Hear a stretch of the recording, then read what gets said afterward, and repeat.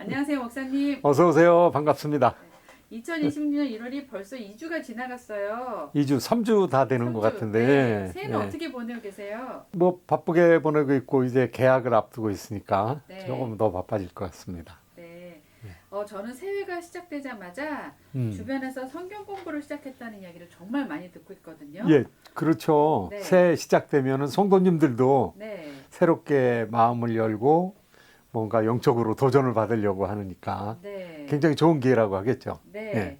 근데 저도 뭐 분위기가 좋고 내용도 뭐 귀에 쏙쏙 들어온다고 하니까 한번 가볼까 하는 마음이 드는데요. 아, 친구한테. 네. 예. 근데 한 가지 좀 마음에 걸리는 게 있어요. 아, 그래요? 네. 제가 출석하는 교회에서 하는 성경 공부가 아니라는 점인데요. 아, 그래서 혹시 괜찮은 곳일까 하는 고민이 생겼고 네. 이 문제를 꼭 여쭤보고 싶어서 목사님을 찾아왔습니다. 아, 잘 오셨습니다. 네. 환영합니다. 네, 오늘 질문 드려도 되죠? 아, 그러면요. 네. 네. 가장 먼저 궁금한 건데요. 교회가 아닌 곳에서 진행하는 성경 공부 모임에 참여해도 괜찮은지, 또 요즘은 성경 네. 공부라는 이름으로 다양한 모임이 있다 보니까 혹시 잘못된 성경 공부는 아닐지 걱정되거든요. 아, 좋은 질문 하셨습니다. 사실은 성경 공부한다고 그러는데 네. 뭐 성도들이 어디 가서나 성경 공부하면은 좋지만은 네. 우려스러운 점도 있거든요. 네. 왜냐하면 건전한 교회 네. 또 건전한 교단 소속에서 성경 공부하는 거야.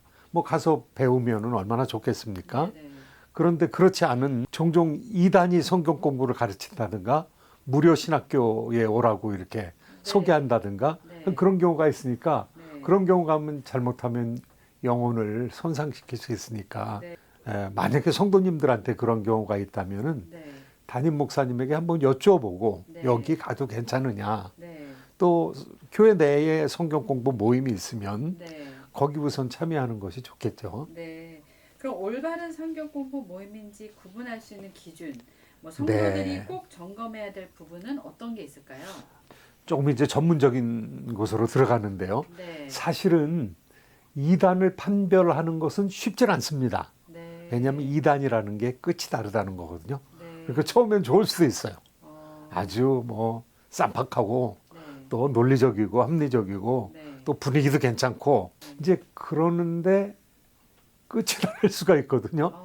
잘못된 교리로 빠져들어갈 수가 있거든요. 그렇죠. 그러니까 그거를 점검하는 것이 좋은데 네. 실제로 평신도들이 어떠한 이단이다, 이거는 뭐가 잘못됐다, 이거 분별하는 거 정말 쉽지 않습니다. 그럴 것 같아요. 예. 전문가에 맡겨야 될 네. 그런 부분이 있거든요. 그러니까 가장 안전한 방법은 네.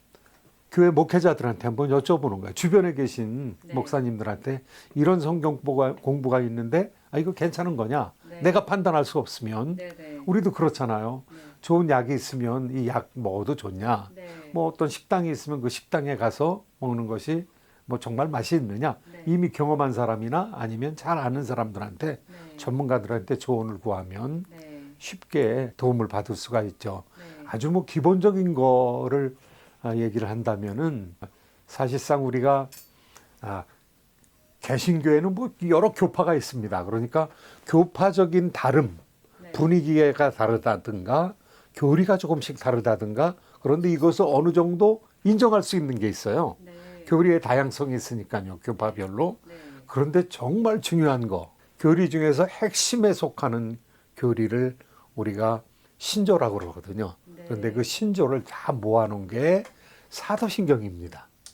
전능하사 천지를 만드신 하나님 아버지를 내가 믿사오며 하나님 아버지에 대한 것, 그 다음에 그의 독생자 예수 그리스도를 믿사오니, 그 다음에 마지막에 성령을 믿사오며, 거기 삼위일체 교리가 다 들어가 있거든요. 네. 그리고 성부, 성자, 성령께서 하시는 일이 있거든요. 그래서 대체적으로 사도신경에 있는 신조를 그대로 가지고 있는 교회는 건전한 교회라고 할 수가 있겠습니다.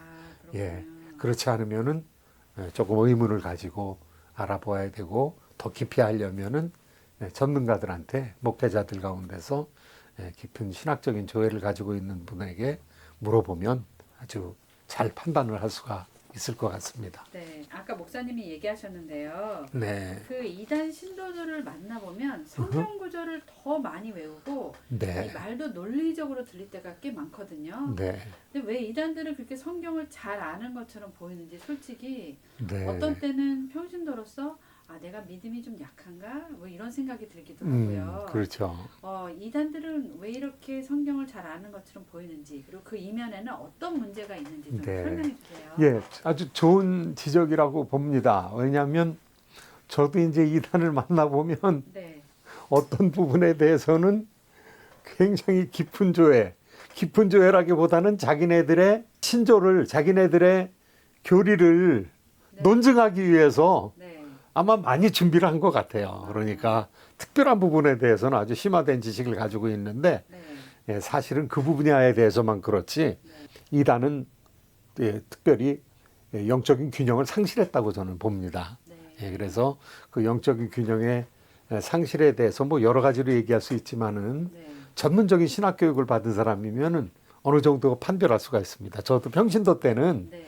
이단이 뭐가 나쁜지 몰랐어요. 네. 예, 그냥 외모만 보고 겉만 보고 뭐 어느 교회에서 성경 공부한다, 뭐 어디가 좋다 그러면 잘 모르고 따라다녔거든요. 네. 예, 특별히 신비주의, 네. 예, 신비주의는 초자연적인 걸 얘기하니까 그 다음에 성경에 대해서 굉장히 깊이 푼다 그러면은 아주 호기심이 나니까 성경을 더 알고 싶은 열망에, 그러니까 이단에 빠진 사람은 종종 열심 있는 사람이 이단에 빠질 수도 있어요. 예, 더 알고 싶어서 잘못 이렇게 발걸음을 하는 네. 경우가 있죠. 네. 그 다음에 이단은 굉장히 구체적이에요. 1992년 10월 28일에 예수님이 재림한다. 이거 얼마나 구체적입니까? 근데 맞았어요? 안 맞았어요? 네. 안 맞았잖아요. 맞아요. 그러니까 이단은 신비주의를 따른다든가 아주 구체적인 얘기를 한다든가 뭐 한마디로 내가 교주다. 네. 내가 재림 예수다. 이렇게 얘기한다든가 아주 뭐 구체적인 걸 가지고 나오고 그걸 또 성경으로 막 이렇게 논증을 하니까 네. 사람들이 처음에는 혹할 수가 있지만은 점점 가다 보면 저 사람이 돈벌이 하려고 저러는구나. 뭐 이장님이라는 다가올 미래를 대비하라. 다미 선교에 있지 않았습니까? 그런데 본인은 이장님이라는 사람은 1992년 10월 28일 지난 후에 배당을 받을 수 있는 유가증권이나 이런 돈이 될 만한 것들을 가지고 있었거든요. 그런데 그 따라가는 사람은 뭐예요? 따라가는 사람은 정말 뭐 집 팔고 밥 팔고 전적으로 헌신했는데 알고 보니까 그 사람은 안 온다는 것을 알고 자기 재산을 그렇게 벌써 축적하고 있었으니까 거기 빠진 사람들이 좀 불쌍한 거죠. 그래서 기본적으로 신학에는 골격이 있습니다. 골격. 네. 예, 신조에는 골격이 있는데요. 그래서 골격 신학을 갖는 게 굉장히 중요합니다. 그 골격이라고 하면 첫 번째는 네. 성경론. 성경에 입각하고 있느냐. 이단들은요. 성경 플러스 알파가 있어요. 예, 그래서 통일교에서는 뭐 원리강론 이런 게 있잖아요. 그죠? 몰몬교에서는 성경 플러스 몰몬경. 예, 이렇게 성경 이외의 것들을 자꾸 갖다 붙이거든요. 예, 그 다음에 뭐 어떤 사람이 이야기한 어떤 사람이 지은 저술 뭐 이런 것, 뭐 엘렌 G 화이트라는 사람이 지은 무슨 계시적인 그런 책 뭐 이런 걸 전부 갖다 붙이는 거예요, 계속. 예, 그런데 성경이 완전하기 때문에 성경 이외에 다른 것이 필요 없죠. 그래서 성경을 잘 우리가 성경만 오직 소라 스크립투라 그 교리 있지 않습니까? 오직 성경으로 성경을 잘 믿고 있느냐. 두 번째는 삼일체 하나님을 잘 믿고 있느냐. 그 다음에 인간의 타락에 대해서 잘 알고 있느냐. 그 다음에 예수님이 구원의 길인 것을, 유일한 구원의 길인 것을 잘 알고 있느냐. 예. 그 다음에 교회, 그 다음에 구원, 그 다음에 종말론 이런 것에 대해서 골격을 잘 세우면 예, 좀 흔들리지 않을 수 있습니다. 그러니까 중요한 것은 내가 성경을 관심을 가지고 성경에 대한 지식을 갖는 거죠. 그러면은 많은 부분에서는 빠져나올 수 있습니다. 그런데 분별력이 없으면 무너지게 되고 또 혹하게 되고 곁길 가게 되는 그런 상황이 생기는 거죠. 네. 사실 지금 또 질문 드릴 거는요. 조금 네. 어쩌면 센시티브할 수 있는데요. 네. 만일 이단에 빠진 가족이나 지인이 있다면 어떤 태도를 취하는 것이 가장 지혜로울까요? 예.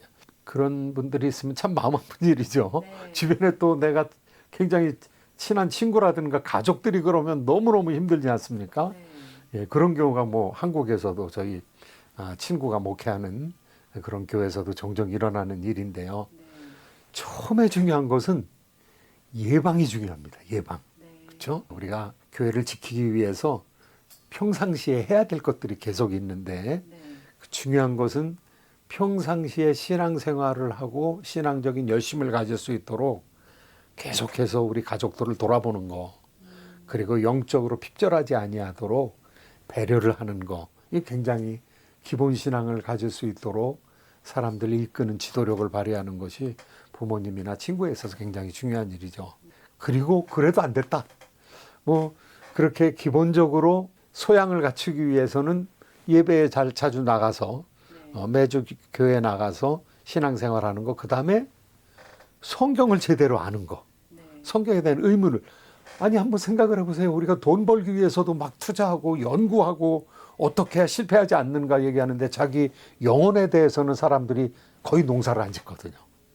예, 자기의 영혼에 참 구원에 대해서는 별로 투자를 하지 않거든요. 네. 그거 안 되는 거거든요. 투자해야 됩니다. 그러니까 성경으로 투자를 해야 되고요. 네. 그 다음에 주변에 있는 사람이 굉장히 중요하죠. 공동체. 네.